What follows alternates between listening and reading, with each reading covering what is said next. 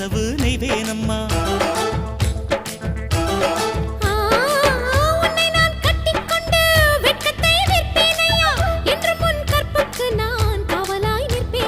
சேரும் போதும் கூடும் போதும் விடியல்கள் தொல்லையே.